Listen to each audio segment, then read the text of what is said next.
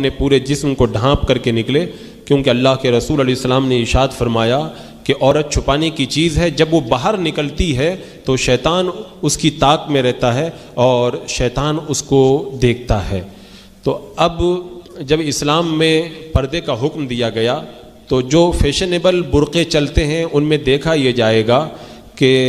اگر وہ برقعے ایسے ہیں جو بہت چست ہیں، جن کو پہننے کے بعد میں عورت کے بدن کا غبار ظاہر ہوتا ہے اور اس کے اعضاء کی حیت صاف نظر آتی ہے، تو ایسے برقعے کا استعمال کرنا جائز نہیں ہے۔ اسی طرح وہ برقعے جو پورے طور پر پردہ نہیں کر پاتے، جیسے آج کل کچھ برقعے ایسے چلے ہوئے ہیں جن میں عورت کی ناک نظر آتی ہے یا رخسار کا کچھ حصہ نظر آتا ہے یا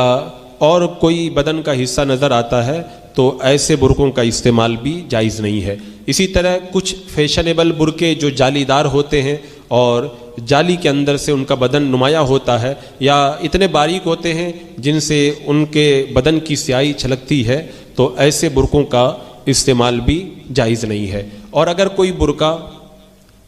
چست بھی نہیں ہے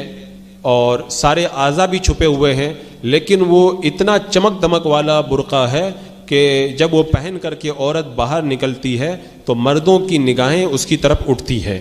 تو اس طرح کے برقعوں کو بھی استعمال کرنا جائز نہیں، اس لیے کہ برقع یہ پردے کے لیے پہنا جاتا ہے اور پردے کا معنی یہی ہے کہ مردوں کی نظروں سے اپنے آپ کو بچایا جائے تاکہ غیر مرد کی نظر اس کے اوپر نہ پڑے۔ اب اگر کوئی عورت فیشنیبل ایسا برقع پہن رہی ہے جس سے خود بخود لوگوں کی نظریں اس برقعے کی کشش کی وجہ سے عورت کی طرف مائل ہوں، عورت کی طرف اٹھیں، تو پھر ایسے برقعے سے کو بھی استعمال نہ کیا جائے۔ لہذا جو اس طرح کے فیشنیبل برقعے ہیں ان سے سخت پرہیز کیا جائے، ایسا برقع استعمال کیا جائے جو چست بھی نہ ہو اور جس سے بدن کا کوئی حصہ ظاہر بھی نہ ہو اور لوگوں اور مردوں کی نگاہیں جو ہیں اس کی طرف نہ اٹھے، پورے طور پر شرعی پردہ جس کے اندر ہو جاتا ہو اس برقعے کا استعمال کیا جائے۔ واللہ تعالی اعلم۔